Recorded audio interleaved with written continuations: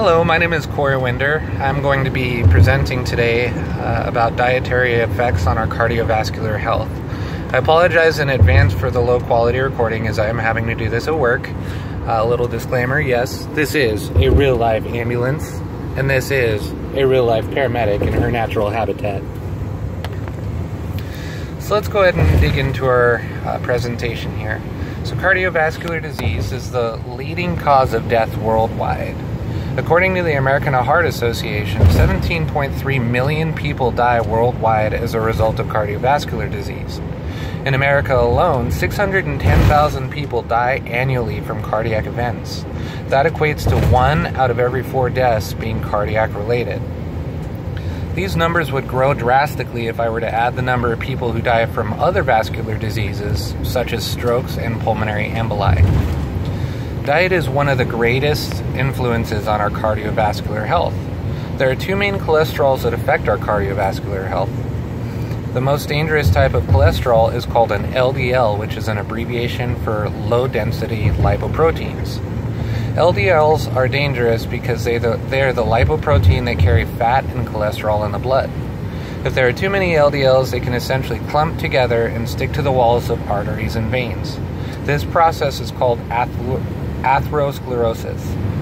Atherosclerosis occurs when plaque buildups continue to become larger as more and more cholesterol stick to the original plaque, allowing less space for blood to flow through that artery. Atherosclerosis begins when an irritant enters the circulatory system, such as toxins from cigarette smoking, high blood pressure, or too much fat or cholesterol in the bloodstream. If too many LDLs are in the bloodstream, they begin to clump together and embed themselves into the cells of the inner wall of the blood vessel. These cells are called endothelial cells. The layered blood vessel that LDLs embed themselves into is called the tunica intima. Macrophages from our immune system sense these foreign plaques embedding themselves into arterial walls, and they act defensively in attempting to phagocytize these LDL particles. As these macrophages consume too many particles, they die and turn into what are called foam cells. These foam cells form literally a lake of fat called a fatty streak that remains in the blood vessel. Smooth muscle cells then begin to migrate toward that area and they form a fibrous cap over that fatty lake. Now there is a fibrous cap over this lake in the circulatory system, and this newly formed lump narrows the diameter of the blood vessel, which is going to decrease the amount of blood that can travel through this part of the circulatory system. At the same time, the smooth muscle cells begin lying down calcium deposits, which causes that part of the blood vessel to become more bone-like. As the vessel becomes calcified, it loses its ability to stretch, which is called loss of compliance. The loss of stretch also causes a blood vessel to lose its ability to contract, which further causes a loss of blood flow through the injured blood vessel. The overall process of the blood vessel wall becoming stiff is called arteriosclerosis. This entire process is what occurs in individuals with cardiovascular disease. On the positive side of the spectrum, cardiovascular health is something that is very much in our own control.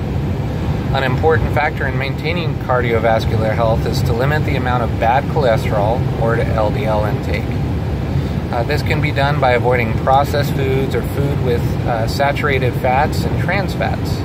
Another positive contribution to overall cardiovascular health would be to focus on replacing LDL cholesterols with HDL cholesterols, which are high-density lipoproteins. HDLs in high amounts actually lower an individual's risk for cardiovascular disease, whereas low amounts of HDLs will actually increase that risk. HDLs can be consumed by eating whole grains, certain fruits, legumes, oats, and healthy oils such as olive oils and fish oils. Physical activity is extremely important in maintaining cardiac health. Being that the heart itself is a muscle, just like all other muscles in our body, it needs to be exercised to maintain a healthy condition. Also, physical activity will increase HDL levels in the bloodstream as well by 5%. Another large contributor to cardiovascular disease is cigarette smoking. Toxins from cigarettes get into the bloodstream, which act as irritants, and can also stimulate the response, as previously discussed, with too high of an LDL level. Similar response. In addition, cigarette smoking will destroy lung tissues, which will impair the respiratory system's ability to deliver oxygen into the bloodstream, and ultimately cardiac tissue.